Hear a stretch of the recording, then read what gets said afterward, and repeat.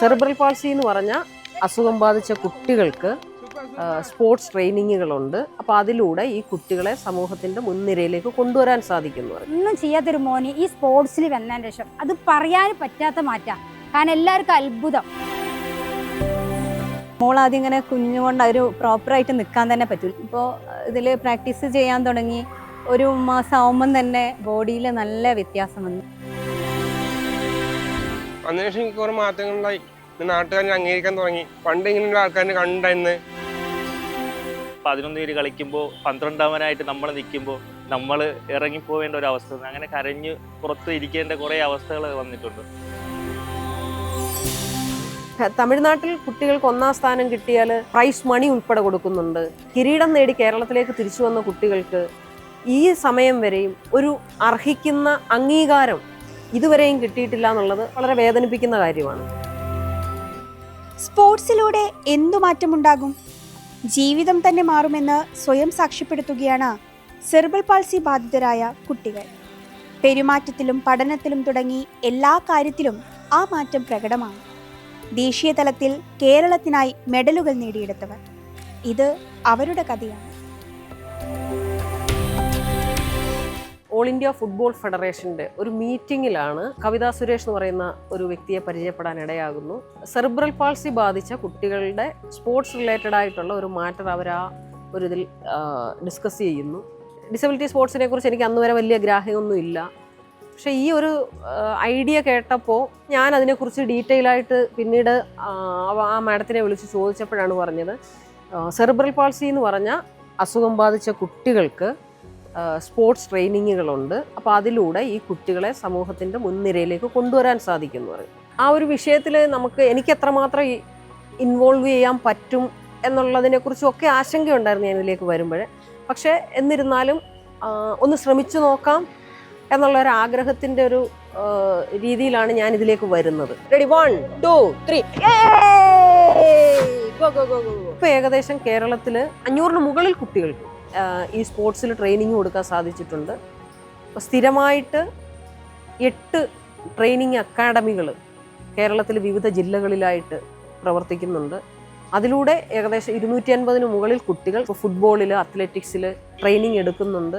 കായികപരമായിട്ടുള്ള ഒരു മത്സരത്തിന് വേണ്ടിയിട്ടുള്ള തയ്യാറെടുപ്പ് എന്നതിലുപരി ഈ കുട്ടികളുടെ മാനസികം, ശാരീരികം, സാമൂഹികം ഒക്കെയുള്ള ഉന്നമനമാണ് ഇതിൽ കൂടി ലക്ഷ്യം വെക്കുന്നത്. ഒരു പരിധിവരെ അത് ഒരു വിജയമാണെന്ന് തന്നെ പറയേണ്ടി വരും.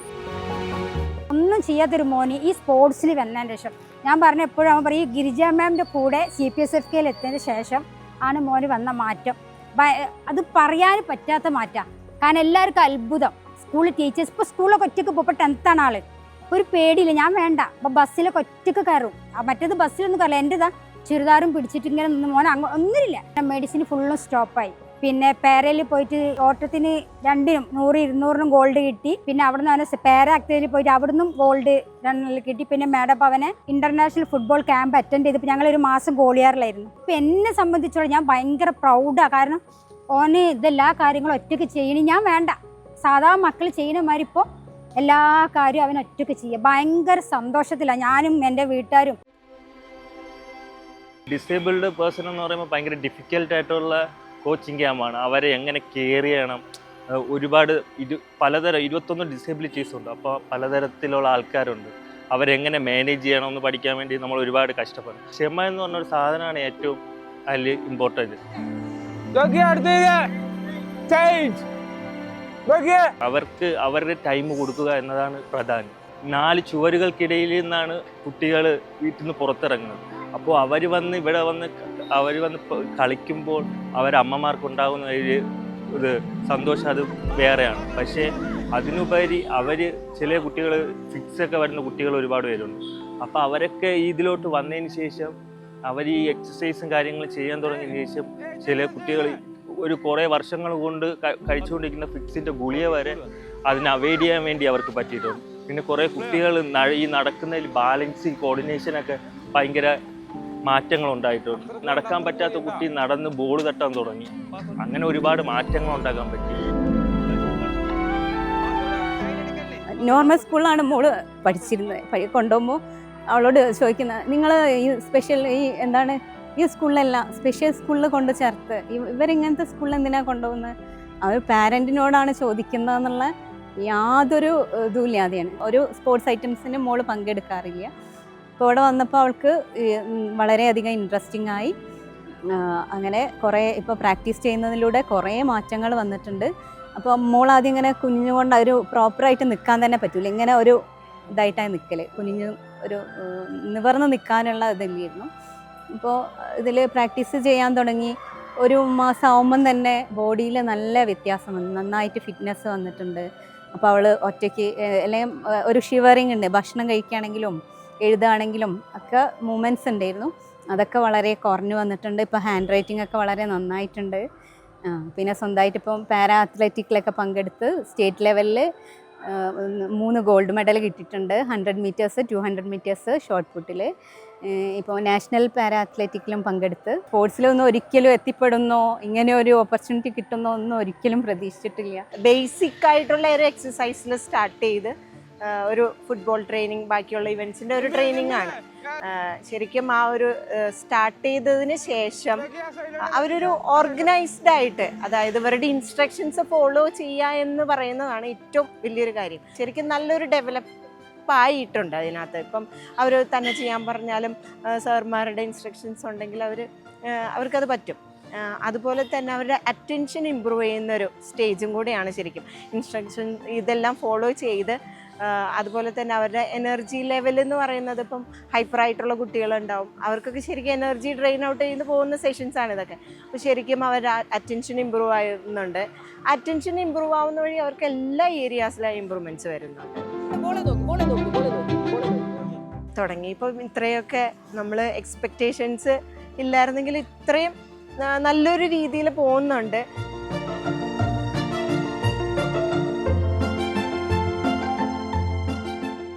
കുട്ടികളെക്കായി കൂടുതൽ ശ്രദ്ധ വേണ്ടത്, പരിഗണന വേണ്ടത് ഇവരുടെ പേരൻസിനാണ്. അവരുടെ പേരൻസ് അനുഭവിക്കുന്ന ഒരു മാനസിക ഒരു സംഘർഷമുണ്ട്, അത് അവർക്ക് മാത്രം അറിയാവുന്ന ഒരു കാര്യമാണ്.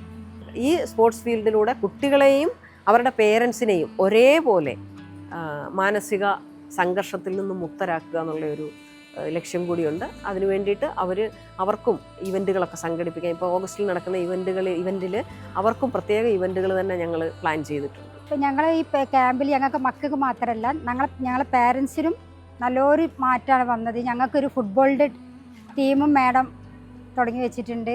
എവിടെ പോയാലും ഞങ്ങൾ മക്കൾക്കും അങ്ങനെ തന്നെയാണ്, അല്ല ഒതുങ്ങി നിൽക്കുക.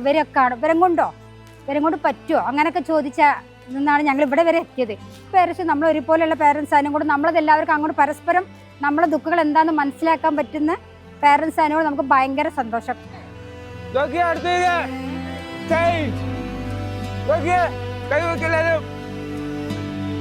സ്പോർട്സ് മാത്രമല്ല നമ്മളുടെ ലക്ഷ്യം, ഇതൊരു സസ്റ്റൈനബിൾ ഒരു രീതിയിൽ മുന്നോട്ടേക്ക് പോകണം. അപ്പോൾ അങ്ങനെ പോകുമ്പോൾ ഈ കുട്ടികൾക്ക് വരുമാനം വേണം. ഇപ്പം നിലവിൽ നമ്മളുടെ സംവിധാനത്തിലുള്ളത് മുതിർന്ന കളിക്കാർ സെറിബ്രൽ പാൾസി ബാധിതരായിട്ട് അതിനെ ഓവർകം ചെയ്ത് ഫുട്ബോളിലൂടെ അവരുടെ ഒരു പരിധിവരെ അവരുടെ ചലഞ്ചസിനെ ഓവർകം ചെയ്ത കപ്പാസിറ്റിയുള്ള കളിക്കാരെ കോച്ചിങ് ഫീൽഡിലേക്ക് കൊണ്ടുവന്ന് അതിനുള്ള പ്രത്യേക ട്രെയിനിങ് അവർക്ക് കൊടുത്ത് അവരെ ഈ കോച്ചിങ്ങിൽ അസിസ്റ്റൻ്റായിട്ടും ഒക്കെ ഞങ്ങൾ ഇപ്പോൾ കൊണ്ടുവരുന്നുണ്ട്. ഇത്തരം കുട്ടികൾ ഈ കോച്ചസായിട്ട് വരുമ്പോൾ മറ്റു കുട്ടികൾക്ക് കിട്ടുന്ന കോൺഫിഡൻസ് കുറച്ചുകൂടെ ഉയർന്ന നിലയിലാണെന്നാണ് എനിക്ക് മനസ്സിലാക്കാൻ സാധിച്ചത്. അപ്പോൾ ഈ ഒരു സംവിധാനം അവരെ കൊണ്ട് തന്നെ നിയന്ത്രിക്കുന്ന രീതിയിലേക്ക് അവരാൽ നടത്തപ്പെടുന്ന ഒരു സംവിധാനമായിട്ട് കൊണ്ടുപോകണം എന്നുള്ളത് എനിക്ക് വളരെയധികം ആഗ്രഹമുള്ള കാര്യമാണ്. കൊടുത്തേ, ഓക്കെ, പാസ് കൊടുത്തേ, തിരിച്ച് പാസ് കൊടുത്തേ. ആ ഓക്കെ. അതിനുശേഷം എനിക്ക് കുറേ മാറ്റങ്ങളുണ്ടായി. എൻ്റെ സംസാരത്തിന് കുറേ എനിക്ക് മാറ്റം തോന്നി. നാട്ടുകാരെ അംഗീകരിക്കാൻ തുടങ്ങി, പ്ലെയറായിട്ടും കോച്ചായിട്ട് അംഗീകരിക്കാൻ തുടങ്ങി. എന്നെ പണ്ട് ഇങ്ങനെയുള്ള ആൾക്കാരെ കണ്ടായിരുന്നു. കോച്ച് വല്ലാത്ത എക്സ്പീരിയൻസ് ആണ്. കുട്ടികളാണ് നമുക്ക് പ്രചോദനം തരുന്നത്. നമ്മൾ അവരോട് ഒരാളായി മാറുകയാണ് നമ്മൾ. അവർക്ക് വേണ്ടി നമ്മളെ മൊത്തത്തിൽ ഇറങ്ങി ചെല്ലുകയാണ്. നമുക്ക് മടുപ്പില്ല.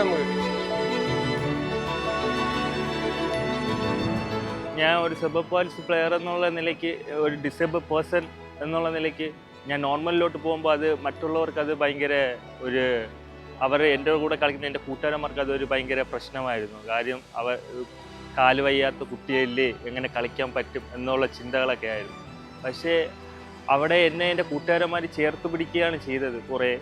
അപ്പോൾ അവിടെ നിന്ന് എനിക്ക് കളിക്കാൻ സാധിച്ചു. പിന്നെ നമ്മളൊരു ടീമിൽ 11 പേര് കളിക്കുമ്പോൾ 12-അവനായിട്ട് നമ്മൾ നിൽക്കുമ്പോൾ നമ്മൾ ഇറങ്ങിപ്പോവേണ്ട ഒരു അവസ്ഥ, അങ്ങനെ കരഞ്ഞ് പുറത്ത് ഇരിക്കേണ്ട കുറേ അവസ്ഥകൾ വന്നിട്ടുണ്ട്. പക്ഷേ അതിൽ നിന്നും ഒരുപാട് മാറി CPSK എന്ന് പറഞ്ഞ ഒരു ഫെഡറേഷൻ ഇങ്ങനെ ഉണ്ട് എന്ന് മനസ്സിലാക്കി ഇതിലോട്ട് വരുന്നു. അത് കഴിഞ്ഞ് കേരള ടീം കളിച്ച്, അത് കഴിഞ്ഞ് ഇന്ത്യ കളിക്കുന്നു. അപ്പോൾ എൻ്റെ കരിയർ തന്നെ ഡെവലപ്പായി. എനിക്ക് പറഞ്ഞു തരാൻ ആരും ഇല്ലായിരുന്നു ആ സമയം. ഞാൻ ഇപ്പോഴും ചിന്തിക്കുന്നതെന്ന് വെച്ചാൽ എന്നെക്കാട്ടും ഇതിന് കുറച്ച് മുമ്പേ എൻ്റെ ഏജിന് കുറച്ച് നേരത്തെ തന്നെ എനിക്ക് ഈ കോച്ചിങ് ഒക്കെ കിട്ടിയിരുന്നുവെങ്കിൽ ഞാൻ കുറച്ചുകൂടെ ഡെവലപ്പായി മാറുമായിരുന്നു എന്ന്. പക്ഷേ ഞാൻ ഈ കോച്ചിങ്ങിലോട്ട് വരാൻ കാര്യം എന്ന് വെച്ച് കഴിഞ്ഞാൽ ഇനി എന്നെ പോലെ വളരുന്ന തലമുറയ്ക്ക് അത് ഒരു പ്രചോദനമാകണം.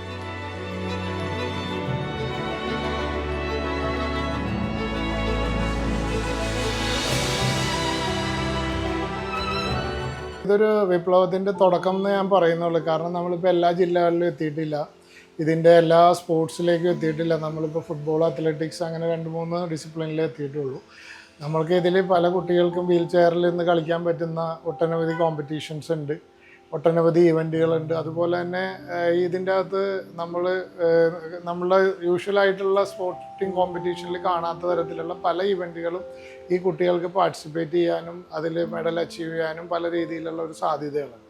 അപ്പോൾ ആ ഇവൻറ്റുകളൊക്കെ നമുക്ക് നടത്തുന്നതിന് ഇപ്പോൾ ഒരു സെൻട്രൽ സ്ഥലത്ത് നടത്തുമ്പോൾ ഇവരെല്ലാവരും വരണം, അവർക്കുള്ള താമസ സൗകര്യം, സംവിധാനങ്ങൾ, അതിൻ്റെ ഓർഗനൈസിങ്ങുമായി ബന്ധപ്പെട്ട ചലഞ്ചസ് ഉണ്ട്. ഇതിന് പുറമേ തന്നെ ഈ കുട്ടികളുടെ ഓവറോൾ ഡെവലപ്മെൻറ്റിന് വേണ്ടിയിട്ട് സയൻറ്റിഫിക് ബാക്ക്ഗ്രൗണ്ടോടുകൂടി ഇതിൻ്റെ ട്രെയിനിങ് മോഡ്യൂൾ മോഡിഫൈ ചെയ്യും.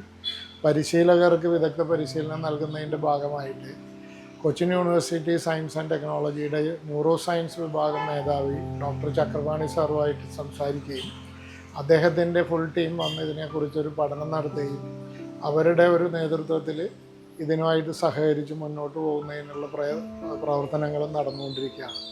അടുത്ത് തന്നെ നമ്മളുടെ ഒരു ലക്ഷ്യം ഇവർക്ക് വേണ്ടിയിട്ട് കൊച്ചിൻ യൂണിവേഴ്സിറ്റി സയൻസ് ആൻഡ് ടെക്നോളജിയിലെ സെൻറ്ററിൽ ഇതിൻ്റെ ഒരു ട്രെയിനിങ് സെൻറ്റർ എസ്റ്റാബ്ലിഷ് ചെയ്യണമെന്നും 2020 നമ്മളിത് സ്റ്റാർട്ട് ചെയ്യുന്നു. 2021 മുതലുള്ള നമ്മളുടെ അച്ചീവ്മെൻറ്റ്സ് സെറിബ്രൽ പാൾസി വിഭാഗത്തിൽ 4 national championship, Khelo India para ഗെയിംസിൽ CP ഫുട്ബോൾ ചാമ്പ്യൻഷിപ്പിൽ കേരളത്തിന് വിൻ ചെയ്യാൻ സാധിച്ചു. 2 അത്ലറ്റിക് ചാമ്പ്യൻഷിപ്പ് നാഷണൽ ലെവലിൽ. 26 കുട്ടികൾ ഈ കഴിഞ്ഞ 2025 ഓഗസ്റ്റിൽ ഗ്വാളിയാറിൽ നടന്ന പാരാ അത്ലറ്റിക് ചാമ്പ്യൻഷിപ്പിൽ ഗോൾഡ്, സിൽവർ, ബ്രോൺസ് മെഡലുകൾ നേടാനും. ഏറ്റവും സന്തോഷം തരുന്ന ഒരു വാർത്ത ഇന്ന് ഒരു കുട്ടി നമ്മളോട് ഷെയർ ചെയ്തത്, ഡിഫറൻ്റ്ലി ഏബിൾഡ് ആയിട്ടുള്ള ആ കുട്ടിക്ക് സ്പോർട്സ് കോട്ടയിൽ +1 അഡ്മിഷൻ ലഭിച്ചു എന്നുള്ളതാണ്. 7 കുട്ടികൾ ഇൻ്റർനാഷണൽ ലെവലിൽ, 5 കുട്ടികൾ 2023 ഏഷ്യ ഓഷ്യാനിയ ഫുട്ബോൾ ചാമ്പ്യൻഷിപ്പിൽ ഓസ്ട്രേലിയയിൽ പങ്കെടുത്തു. 2 കുട്ടികൾ 2024 വേൾഡ് ചാമ്പ്യൻഷിപ്പിൽ യൂത്ത് അബിലിറ്റി സ്പോർട്സ് അതിൽ ഇന്ത്യക്ക് വേണ്ടി സ്വർണം നേടാൻ ജൂനിയർ വിഭാഗത്തിലെ 2 കുട്ടികൾക്ക് സാധിച്ചു. വന്നു കഴിഞ്ഞാൽ എല്ലാ കുട്ടികൾക്കും മാറ്റമുണ്ട്, ആർക്കും മാറ്റമില്ലാതെ വന്നില്ല. പക്ഷേ ഈ നാഷണൽ ലെവലിൽ ഇന്റർനാഷണൽ ലെവലിലൊക്കെ പോകാന്ന് പറയുമ്പോൾ കുറച്ച് പൈസ ചിലവുള്ളതാണ്. പക്ഷേ അതിന് നമ്മളെ കുട്ടികളെ പോകുന്നതിന് എന്താ വെച്ചാൽ സ്കൂളുകാർക്ക് മാക്സിമം ചില സ്കൂളിൽ PTA ഫണ്ട് കാര്യങ്ങളില്ല. അപ്പോൾ അവരെ കൊണ്ട് ചെയ്യാൻ പറ്റുന്നതേ ഉള്ളൂ. പിന്നെ നമുക്കാണെങ്കിൽ ഒരു സ്പോൺസർമാരില്ല. ആ സ്പോൺസർമാരൊക്കെ ഉണ്ടെങ്കിൽ ഇന്ന് മക്കൾ എവിടെയെങ്കിലുമൊക്കെ എത്തിപ്പോകും. എന്താ വെച്ചാൽ കുറച്ച് എമൗണ്ട് വരുന്നുണ്ട്. അപ്പം സാധാ ഉള്ള കുടുംബത്തിൽ നിന്ന് വരുന്ന കുട്ടികൾക്ക് താങ്ങാൻ പറ്റും. അപ്പോൾ അങ്ങനെ ഇവന്റ് ക്യാൻസൽ ചെയ്യേണ്ടി വരുന്ന അവസ്ഥ ഉണ്ടാവാറുണ്ട്. സാമ്പത്തികമായിട്ട് നമുക്ക് യാതൊരു വിധത്തിലുള്ള സഹായങ്ങളും ഇന്നുവരെ നമുക്ക് കിട്ടിയിട്ടില്ല. കഴിഞ്ഞ ഗവൺമെൻറ്റിൻ്റെ കാലത്ത് നമ്മൾ ഒരുപാട് നിവേദനങ്ങളും അധികാരികളെ ഇത് ബോധ്യപ്പെടുത്തുന്നതിൻ്റെ ഒരുപാട് ശ്രമങ്ങൾ നടത്തിയിട്ടുണ്ട്. പക്ഷേ എന്തുകൊണ്ടോ നമുക്കതിലേക്ക് ആ രീതിയിലൊരു സഹായം നമുക്ക് കിട്ടിയിട്ടില്ല. ഈ ഗവൺമെൻറ്റിലും നമ്മളുടെ ആവശ്യങ്ങൾ പറഞ്ഞിട്ട് നിവേദനങ്ങൾ ബഹുമാനപ്പെട്ട മുഖ്യമന്ത്രിക്കും ബഹുമാനപ്പെട്ട കായിക മന്ത്രിക്കും നമ്മൾ കൊടുത്തിട്ടുണ്ട്. അനുഭാവപൂർവ്വം പരിഗണിക്കും എന്നുള്ള ഒരു പ്രതീക്ഷയിലാണ് ഞങ്ങൾ നിൽക്കുന്നത്. അങ്ങനെ ഒരു സഹായം നമുക്ക് കിട്ടിയാൽ, ഒരു പിന്തുണ കിട്ടിയാൽ ഇതിനെ കൂടുതൽ ഉയരങ്ങളിലേക്ക് എത്തിക്കാൻ സാധിക്കും എന്നുള്ള കാര്യത്തിൽ നമുക്ക് വിശ്വാസമുണ്ട്. ഇത് നമ്മളുടെ academy cerebral palsy sports association of Kerala, cerebral palsy sports federation of ഇന്ത്യയുടെ കേരളത്തിലെ അഫിലിയേറ്റഡ് ബോഡിയാണ്. ഇപ്പോൾ നിലവിൽ നമ്മൾ സ്പോർട്സ് കൗൺസിലിൻ്റെ അണ്ടറിലുള്ള differently abled sports association of കേരളയുടെ അഫിലിയേറ്റഡ് ബോഡിയാണ്. പക്ഷേ തമിഴ്നാട്, ഹരിയാന ഇങ്ങനെയുള്ള സംസ്ഥാനങ്ങളിലൊക്കെ സെറിബ്രൽ പാൾസി സ്പോർട്സിനെ പ്രത്യേക ബോഡിയായിട്ട് അംഗീകരിച്ച് ആ കുട്ടികൾക്ക് വേണ്ടുന്ന എല്ലാ സഹായങ്ങളും ഗവൺമെൻറ് തലത്തിൽ കിട്ടുന്നുണ്ട്. തമിഴ്നാട്ടിൽ കുട്ടികൾക്ക് 1ാം സ്ഥാനം കിട്ടിയാൽ 5 ലക്ഷം രൂപ, 3 ലക്ഷം രൂപ അവർ ആ ഒരു ക്രൈറ്റീരിയയിൽ അവർക്ക് പ്രൈസ് മണി ഉൾപ്പെടെ കൊടുക്കുന്നുണ്ട്, ജോലിക്ക് അവരെ പരിഗണിക്കുന്നുണ്ട്. പക്ഷേ ചാമ്പ്യൻഷിപ്പ് നേടി കിരീടം നേടി കേരളത്തിലേക്ക് തിരിച്ചു വന്ന കുട്ടികൾക്ക് ഈ സമയം വരെയും ഒരു അർഹിക്കുന്ന അംഗീകാരം ഇതുവരെയും കിട്ടിയിട്ടില്ല എന്നുള്ളത് എന്നെ സംബന്ധിച്ചൊക്കെ വളരെ വേദനിപ്പിക്കുന്ന കാര്യമാണ്. കാരണം അവരത് അർഹിക്കുന്നുണ്ട്. ഡിസബിലിറ്റി ആക്റ്റിൽ ഇത് അവരുടെ ഒരു റൈറ്റാണ്. തീർച്ചയായിട്ടും ഇത് അത്തരത്തിലുള്ള ഒരു പ്രവർത്തനത്തിൻ്റെ പുറകിൽ പ്രവർത്തിക്കണമെങ്കിൽ ഡെഡിക്കേറ്റഡ് ആയിട്ടുള്ള ട്രെയിനേഴ്സ് വേണം, എക്യുപ്മെൻറ്റ്സ് വേണം, അവർക്ക് വേണ്ടിയിട്ടുള്ള സയൻറ്റിഫിക് ബാക്ക്ഗ്രൗണ്ടോടുകൂടിയ ആളുകളുടെ സപ്പോർട്ട് വേണം. അതിനൊരു കോസ്റ്റ് ഉണ്ട്. അപ്പോൾ തീർച്ചയായിട്ടും സ്പോൺസർഷിപ്പോ അല്ലെങ്കിൽ ഗവൺമെൻറ് ഗ്രാൻഡോ ഇല്ലാതെ ഇത് മുന്നോട്ട് പോകില്ല. ഈ കുട്ടികളുടെ ട്രെയിനിങ്ങിനുള്ള പ്രത്യേകത തുടർച്ചയായിട്ട് ചെയ്യേണ്ട ഒരു ആക്ടിവിറ്റിയാണ്. ഇപ്പോൾ നമുക്ക് മഴയാവുമ്പോൾ അവർക്ക് ലീവ് കൊടുത്താൽ അവർ ഒരു മാസം നേടിയെടുത്ത ആ ഒരു സസ്റ്റൈനബിലിറ്റി ഇതിൽ നഷ്ടപ്പെടുവാണ്. അപ്പോൾ അതുകൊണ്ട് തുടർച്ചയായ പരിശീലനം അവർക്ക് ഏറ്റവും ഇമ്പോർട്ടൻസ് ഉള്ള കാര്യമാണ്. അത് നമുക്ക് നേടിയെടുക്കണമെങ്കിൽ നമ്മളുടെ കാലാവസ്ഥയെ മറികടക്കത്തക്ക രീതിയിലുള്ള സംവിധാനങ്ങൾ വേണം. അപ്പോൾ ആ സംവിധാനങ്ങൾ നമുക്കവിടെ ഇല്ല. ഈവൻ നമുക്കവിടെ പ്രോപ്പറായിട്ടൊരു ഗ്രൗണ്ട് പോലും കൃത്യമായിട്ട് കുട്ടികൾക്ക് അറ്റൻഡ് ചെയ്യാൻ പല ഗ്രൗണ്ടുകളിൽ ഒരാഴ്ചയിൽ എവിടെയാണോ ഗ്രൗണ്ട് കിട്ടുന്നത് അവിടേക്കാണ് നമ്മുടെ കുട്ടികൾ പോയിക്കൊണ്ടിരിക്കുന്നത്. ഈ പേരൻസിന് ഒരു സാമ്പത്തിക ഭാരം കൊടുക്കാതെ ഫ്രീ ആയിട്ട് ചെയ്തു കൊടുക്കണം എന്നുണ്ട്. പക്ഷേ നമുക്ക് നിലവിലെ സാഹചര്യങ്ങൾ അതിന് അനുവദിക്കുന്നില്ല.